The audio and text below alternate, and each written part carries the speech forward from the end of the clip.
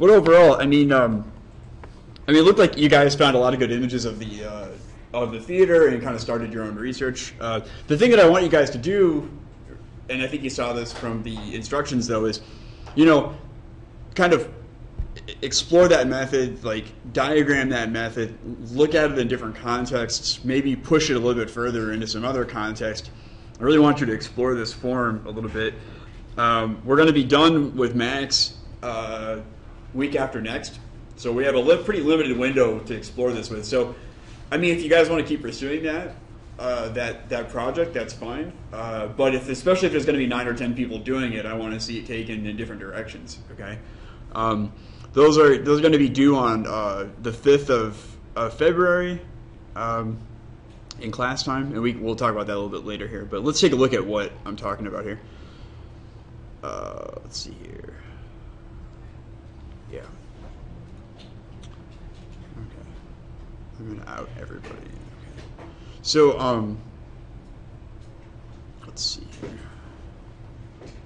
I want to say that Irene had...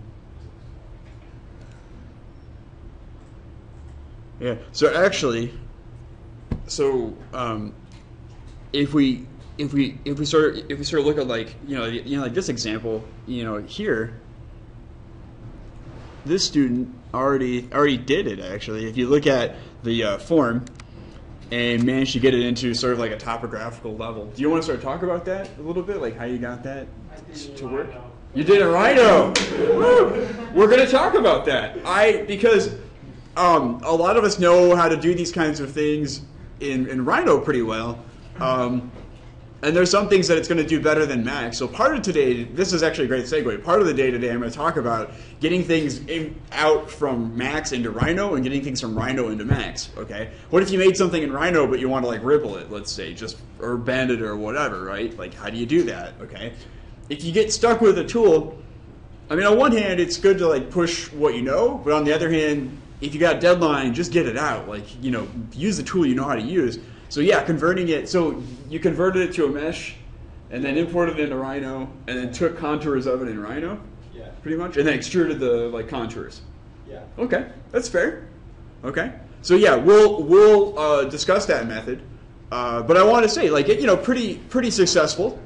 And a lot of you guys, if you're going to fabricate it or whatever, you need to get it into Rhino, basically. Like, Max is going to be difficult to get cut sheets from, and tool paths and things like that.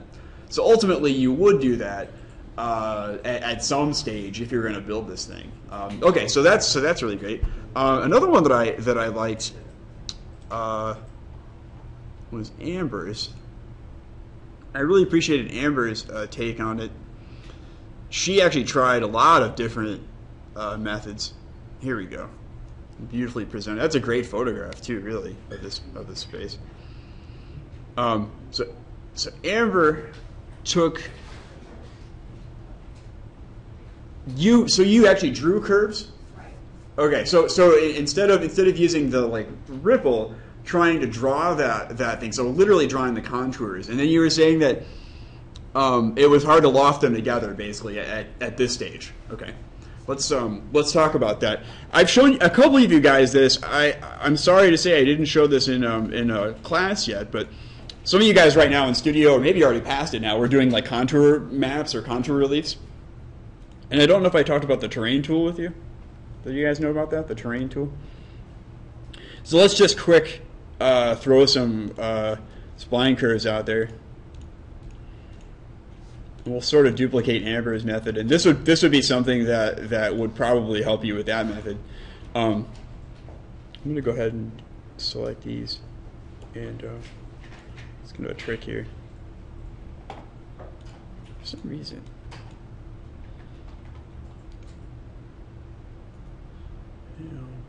there we go. Okay, so now I've got these, and what I'm going to do is basically just take and make a couple copies of these, so that I can manipulate them into some kind of a contour, and I'll do this pretty quickly, guys. Okay, and maybe I'll just drop a ellipse here.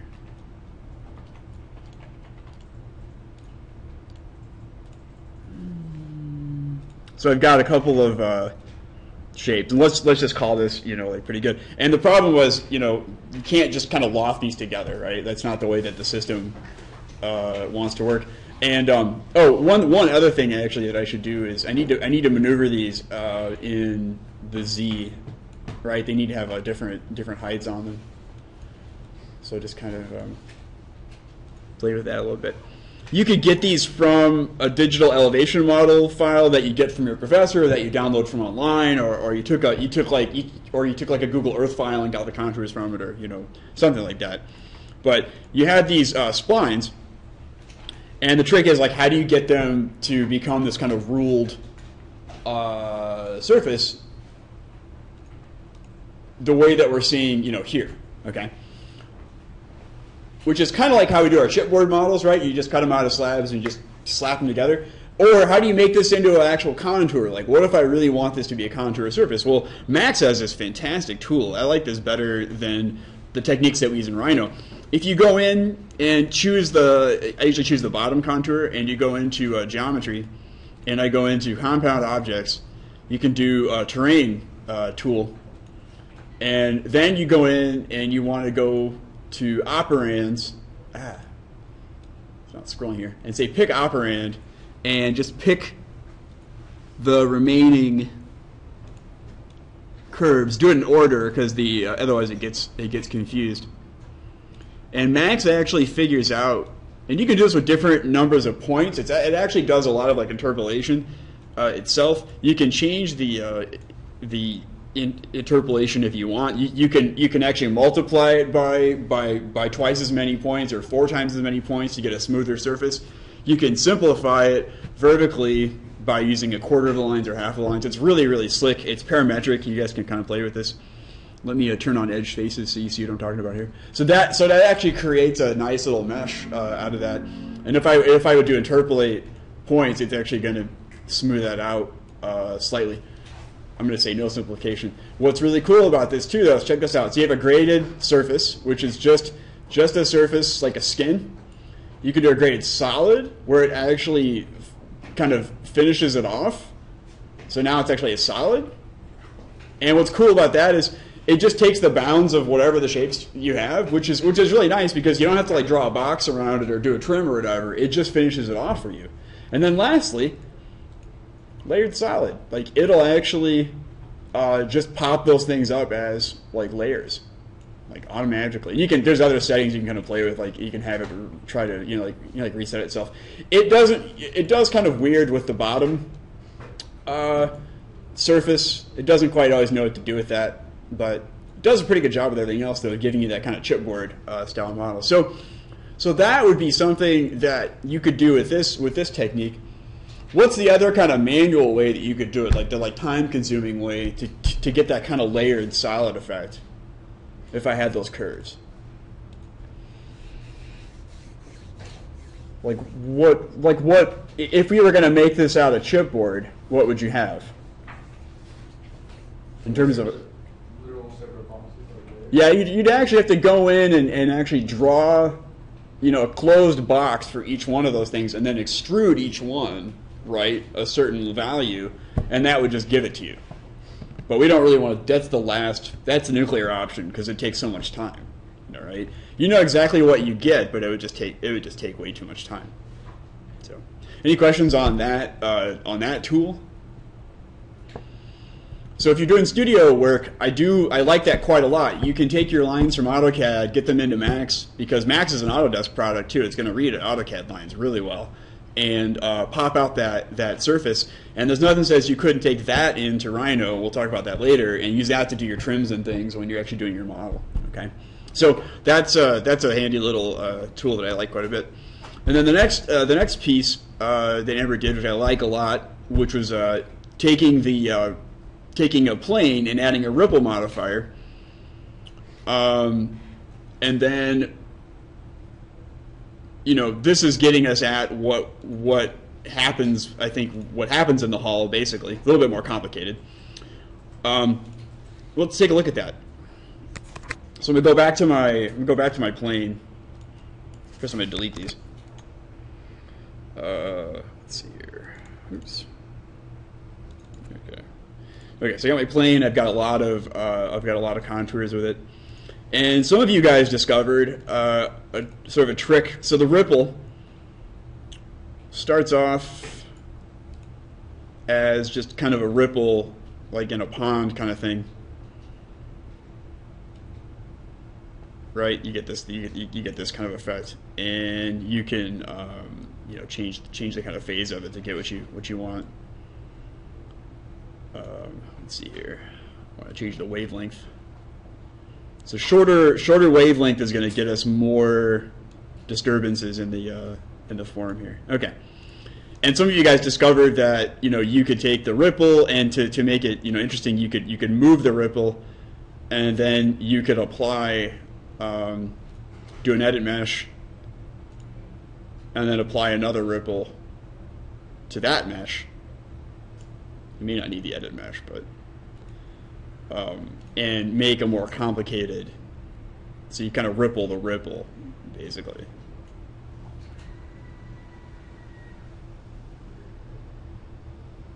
And so there's that is there's a very complicated story, basically. You can play with the gizmo too to kind of build that up a little bit.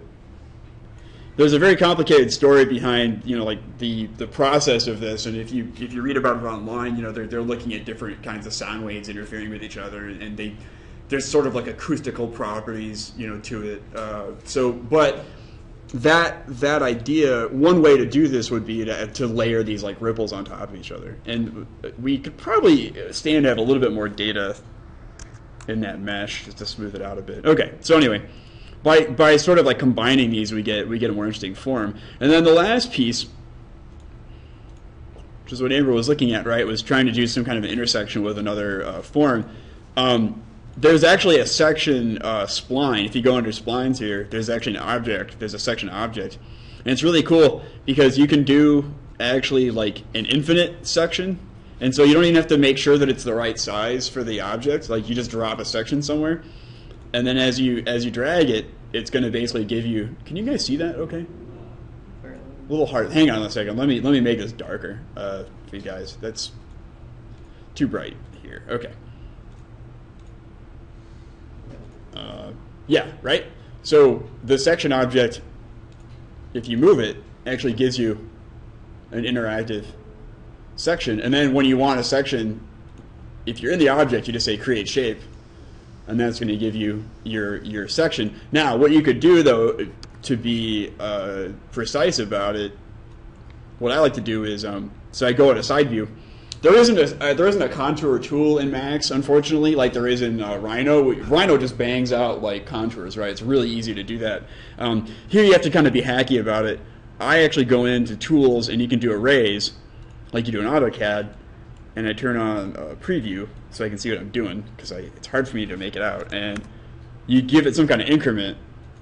So here I'd said, oops, let's do 1.5. So I can see kind of graphically what I'm going to get. Maybe I need more of them. I like this, though. I don't like... The problem with a lot of the stuff in Rhino, as you guys know, is you almost have to make the thing and then see if you like it. And then if you don't, you have to undo it. And here it's like you don't even have to like commit to it until you see what the result is. I like that parametricism. So I have 12 things at 1.5. I say okay, and that's actually going to crunch 12 sections for me, and then I can go through. And this isn't like efficient, but hang on a second here. It's slowing down on me. Okay. But I can go through it at each shape, and I can say create shape, and then I can erase it, and I go down to the next one. I say create shape, and that's going to give me a series of these contours. Okay. Then what I could do with these is I could extrude them. I could take them back into the terrain tool, and then I could do that ruled, that layered solid, which I think is the best technique. I think you do this. I think you do sections, and then I think you do a contour. I'm sorry, and then I think you do like a terrain tool. Let's just, for the sake of argument, see what that all looks like here. I may not get very far here, but so I'm just clicking on make shape, and then I'm deleting that just so that I have it. It doesn't take you that long, but I wish there was a tool that actually did it. because it just, if you're using a computer, I think you should be pretty automated. Okay. I'm just going to stop there, actually. Let's see what we get here. Oops. I want that. I want to delete these here. Okay. Now, that may be pretty disappointing. I don't know. So I've got these. And you notice some things about them, like they're a little like jaggy just because of the form. We could go in to, if that bothers you, you could do what I did before, that kind of hacky thing where I go in, select the points, select all of them, and then change the vertex type to smooth. And that gives you a little bit, it smooths them out a little bit. You don't have to do that though. Okay, so then I go in and like the last thing like the last procedure I did, I'm going to grab the lowest one and make it a compound object terrain, and then continue to pick operands. And if you get the right view, it becomes pretty easy. And this is kind of lame in one sense because it's like we're rebuilding the surface, but in another sense, it allows us the ability, see, look at that. It allows us the ability, though, to just say, okay, layered solid. It's such a time saver, you know? Okay? So that is a technique. There are probably other ways to do it, but I found just in sort of thinking about the things that you guys attempted and sort of what I know, I think that's probably a really efficient way to do it. Now, what I'd like to see, though, are other sorts of like protuberances, you know, and things like what are other ways that you can make ripple-like effects, and then what do you get by contouring it in different axes and things. Like I'd like to see you guys push that a little bit further, and also diagramming your process. This is really well put together, by the way, too. I really appreciate this document. Like it's very clear.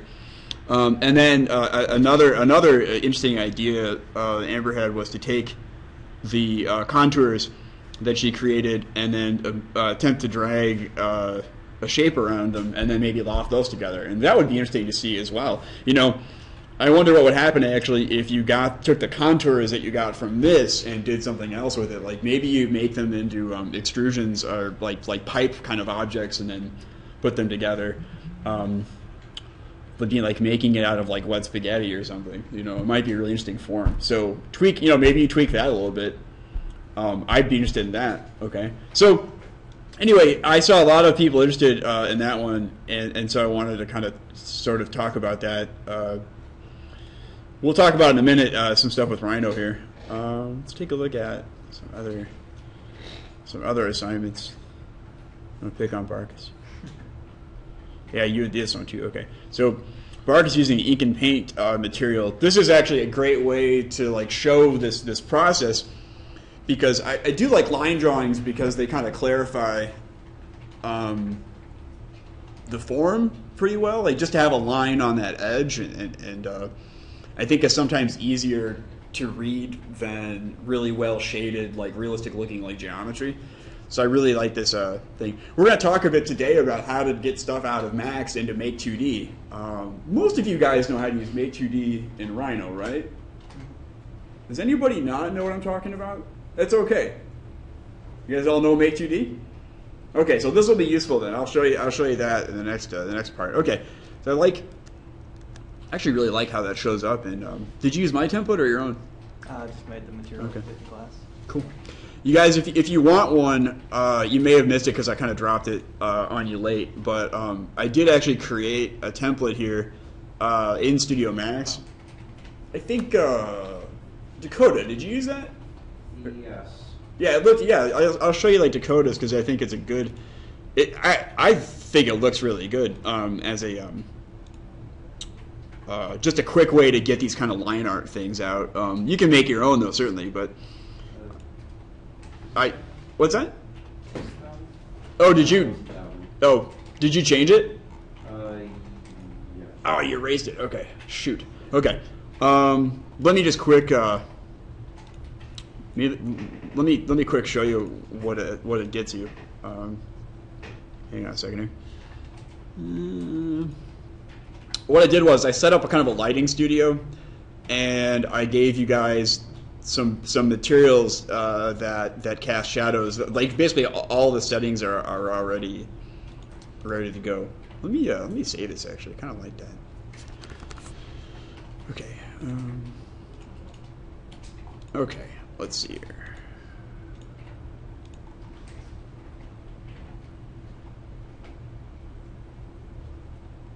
Huh. What do they do with that thing? Oh, probably went to downloads or something. Gee whiz. My poor downloads folder is enormous. Okay. Okay.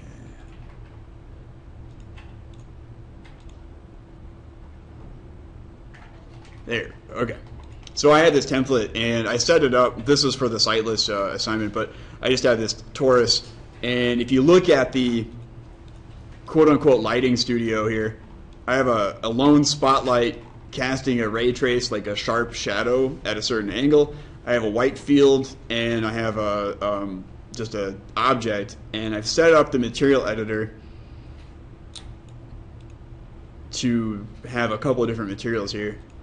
Let me take a look at it.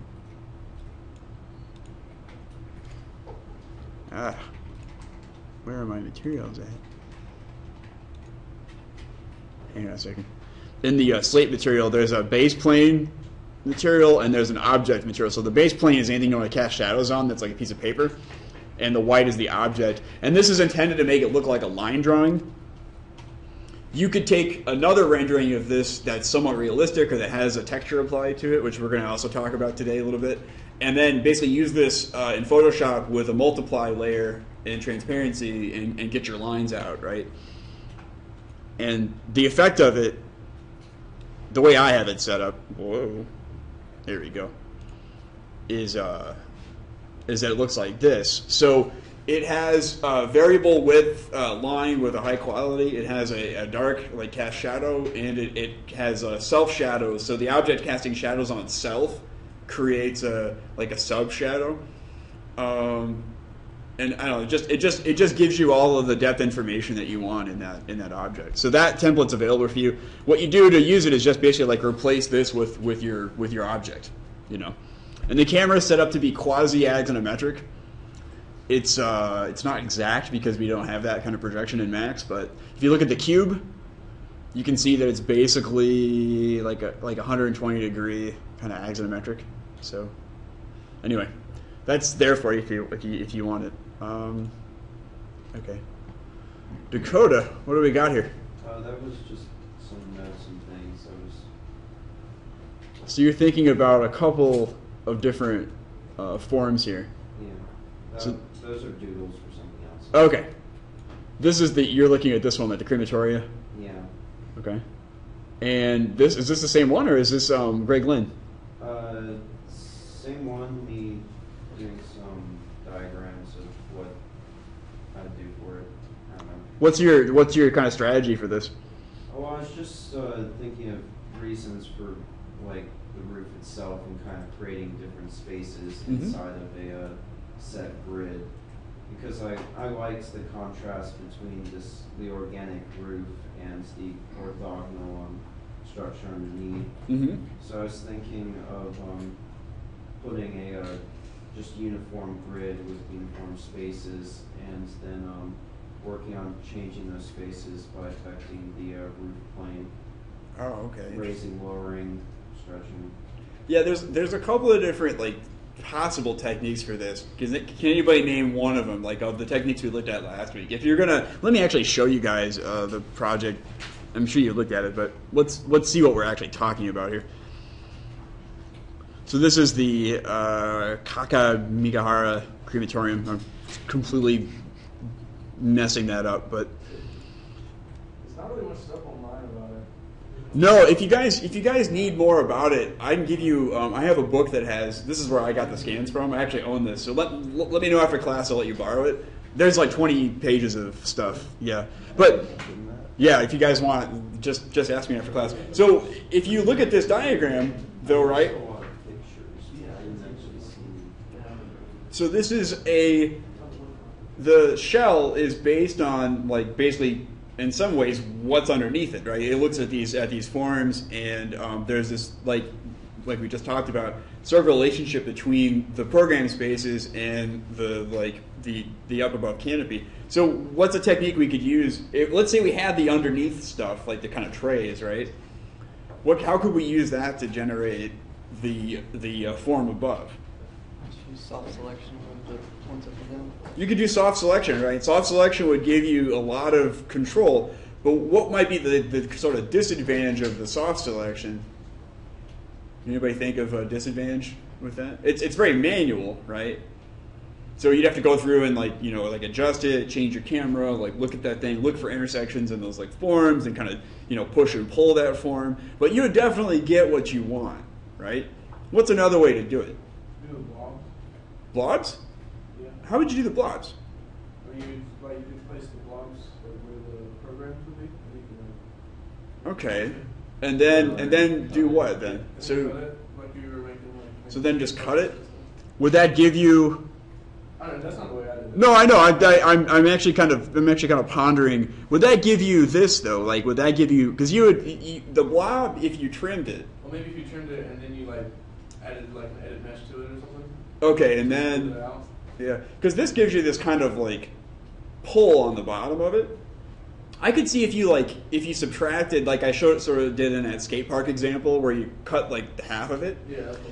But it's going to be such a strict cut, right? You'd have a pretty flush like horizontal line through it where you cut it. I guess you could tweak it afterwards. Can we use Boolean? Like we use the lower walls to Boolean the profile above, and we get the section. Could be one way to do it, I guess. I'm thinking of something more organic though. You use a fabric and then hang it, Yeah, like a cloth. the cloth, and then hang it from a I was, yeah, I was. You could using- so actually make it like upside down almost, right? Yeah, Like yeah. you could actually put the columns, pin it to those, and then turn it upside down and let it like drop. or you just put gravity at the top. Oh my God, that's awesome. Yeah, you could do that too, right? We can have things that don't exist physically in the real world, right? In programs like Max, like we can actually, I don't know if you guys have ever done this, but you can have negative shadows. Like you can have a light that actually, like its shadows will like eat other shadows, basically. Like you can set a shadow value to a negative value. There's all kinds of tricks. Like, basically, I mean, it's almost like it makes it a light, but it's the cast shadow becomes a light. Yeah. I was using edit mesh and selecting some point and Yeah. then adding ripple to the others. So that's how. Oh, you added ripple to it. Yeah. Okay. So now I was doing. Oh, that's interesting. Okay. Oh, good. So yeah. Select certain points and add ripples to those, so to get those separate. Interesting. I mean, you have to think of it from a couple of different perspectives. Like, there are multiple ways to make the form. Some of them are going to take less time than others, and some of them are going to allow you to change it in like an easier way, right? So, like, if you did like the cloth version of it, that's good.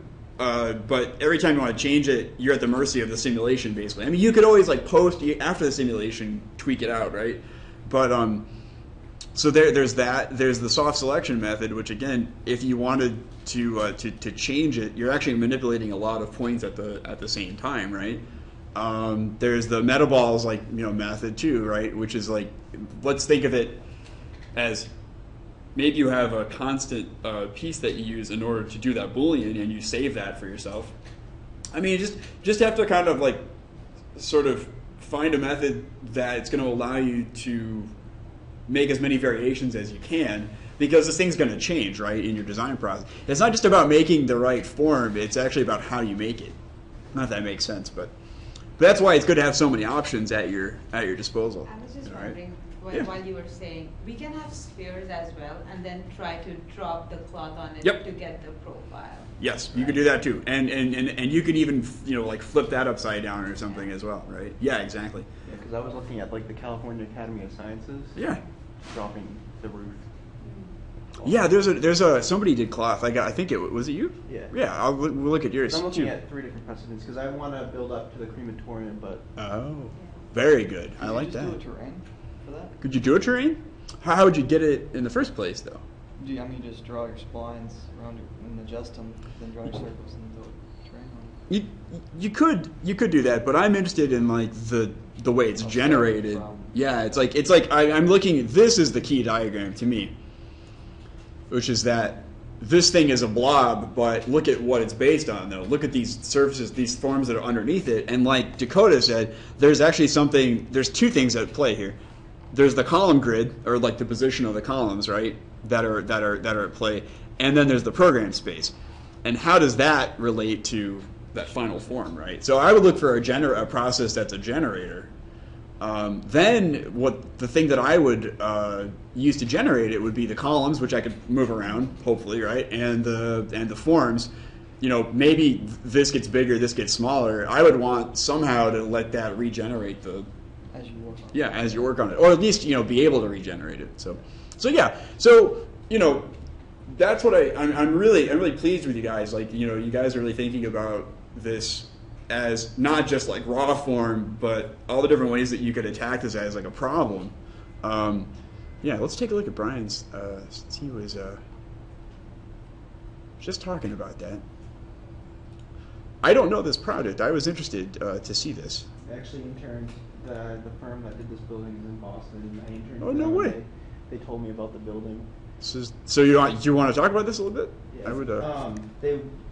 The client is Neiman Marcus, and Yeah. when they went to Alpha Smith Reddy for the project, they said that they wanted the exterior of the building to look like a scarf from one of their collections billowing. Oh, in the nice. wind. And so that's how they got. Okay. And this is I'm sorry. This is in Boston. Oh yeah, Natick. Natick. Yeah, Natick, Mass. Okay. Duh. Okay. This is nice too. I like this this diagram that you made. I think it tells the story really well. Like, there's your scarf. You make some wind. Now, how did you do this piece of it? Is that a bend I or? brought that into Rhino when I used the bend tool. That looks like a Rhino V-Ray render. Yeah, I was gonna say that's great though. So you exported it as what to get it into Rhino? I don't even remember. Oh, come on. You did it. Okay, we'll talk about it later. I was hoping to have a dialogue about that. Okay. So good. Again, I don't my thing is whatever you do you do whatever it takes to get the job done. If you don't know it, like I said before, take it into the tool that you know how to work with. Most of these things are actually like interoperable. You can take stuff out of one program, put it into SketchUp, if you want to get it to render that way, let's say, right? Or you could take something, apply the cloth modifier to it and then take it into Rhino. Like, that's fine. I used to use a program called FormZ because it used to make parametric bolts and screws, If I ever wanted to do a detail and I wanted a 3D like bolt, I would just fire up, like FormZ. So it's good to have a lot of programs that you know well. So you were saying this was kind of a study, and you were going to take this into the Edo? Yeah, because I was going to do this one, and then the next one I was going to mess with the California Academy of Sciences roof. Cool. And then I would go into the crematorium project by Edo. I like this is really nice, like the cloth thing. It's like, you could spend a lot of time pushing and pulling points to get a cloth-like effect, but I just think like the cloth thing is going to do it for you, It's almost like, you can spend a lot of time trying to render something really like photorealistic, but you could take it into Dale's like Lightroom and take a picture of it, and it's photorealistic, Sometimes you just want to cut out some steps, Okay. Let's take a look at, let's see, Chunwei. All right. Oh, wow. That's a great set of diagrams here. Okay. And you did the Edo as well. Yes. Okay. Let's take a look at the steps here. So you applied, now what's We the, made a very simple plan. Uh-huh. And then make it more quantities to make it more detailed, and then use the soft selection. Okay, so you did soft selection. Yes. But it's not, and this is good because it's not a very dense mesh, right? So you don't have so many points to have to pick. That's good. Okay, good. Then you make it, mesh smooth, right? Yeah. Good. Yeah. Now this is a great technique because, and we saw this with like the box modeling, right? You don't want to edit like this is like 1,000 points, right? You want to edit, maybe a handful of points in this piece, right? And let the computer do this. Great. Okay. Copy the surface. Okay. So you have two kind of thin surfaces on top of each other. Okay. Yes. Because I want to to Ah. add to the lower surface to get the color. Good. Yeah, so the bottom surface is where you make the columns from. Yes. And the top surface is just the surface. Yes. Yes. Good deal. Now, how did you get this much distortion in the column? Just select the polygon and extrude it and Okay. scale it, make it smaller, and Good. then drag it down to the ground. Great. Okay, so going back to the extrude command in the edit poly stack. Cool. Okay. Wow. Yeah, boy, that looks really close. You see what happens when you have the edit poly. You would expect it if it was just edit mesh. You would get that really that kind of strip, those sharp sides. But because he's using poly level on that mesh smooth, I don't know if you guys can pick it out in the detail, but it actually kind of flows like a curve, like a spline would in Rhino, right? It's not like a pyramid or like a tapered rectangle. Like it's actually really smooth. Well done. That's a really good technique. Oops, can't get out of here. Okay, reverse the normal. Now we gotta flip the normals because we want this to be the outside of it. Yeah. Okay, perfect. Unhide the copy and attach them together. Yeah. Now, how did you create the poly on the outside? Just attach them together and use the create tool in the edit mesh and make the polygon one Did by you one. one by one? Oh no. Okay. I don't know how to make it. Oh, I can okay. make it one by We can one. just shell it, and the lower layer, we can still select the edit poly and then do that. Could. It'd be a little bit harder to kind of deal with. You'd have to like hide that top. The top. Yeah, the that top side. piece. Yeah, I mean this makes a lot of sense as a step by step. Also, this preserves the like variability of the form. That could work. I think there's actually a way you can select open edges, Yeah. and then you can take the two edges and you can do a simple loft where you just have a single like line between them, and that would give you that whole edge. If that makes sense. Oh, you know what? No, even easier. Okay, check this out. This is really inspiring. Okay, let me turn off. I'm just gonna make a whole new. I've got safe frames on. Okay, so I'm gonna make a edge, just so that we have something pretty similar here. And yes, Max has NURBs, but they really don't work very well. But they do work for this kind of thing. So I'm going to take that, and I'm going to apply. I'm going to make this into a edit spline. Oh wait a second, let me do that. Huh. Hang on a second. Oh, you know what? I'm just gonna. Oh yeah, I'll just make it a mesh then. Okay. Whoa. Hang on. Okay. Thought I was being smart, but I'm not. Okay. Let me do this with a spline with a smooth. Yeah. Then I can do this pretty much. Okay. So I've got a shape, and what I can do is I can just make it. Yeah, if I go to edit poly with that, it's gonna close it. And what I can do is you can go and grab the border of it. So there's actually a border level here. Hang on, guys. This is hard for us to see here. Can you see the red here? So you have a border, and then what you can actually do is extrude the border. And actually, it's kind of wobbly because I'm not doing a very good job of it. But if you extrude it up and down, and you snap to the other, border, that just gives you the geometry. Does that make sense? Yeah. That's. I mean, if all else fails, right? You could make each piece. What you could also do that might give you some control is you just say create shape. Okay. So I have this piece selected. I say create shape. Hang on a second. Yeah, and it's actually going to give me that. hang on a second. Yeah, it actually gives me that shape. If I can click on it. If you can't click on something, you can just go into the selection by name here. So I have an editable spline, and then it just becomes really easy. I extrude it whatever amount, and I just don't cap it, and I just extrude it like whatever amount I need. Okay. And you can do that with a surface that's not planar. Yeah, you can do it with a non-plane. It's going to be kind of funky. It's going to give you kind of a collar, right? But yeah. But in this case, yes, it would work. Let me actually, you know what? Let me prove it, I guess. I'll just pull a couple of points and see what we get. I could be wrong. Actually, I edited the line. That didn't do me any good. I'll delete this. Okay, so let's go back to the poly, and let's just pull a couple of these. Actually, if I was smart, I would do soft selection. So we could compare apples to apples here. As I'm fond of saying.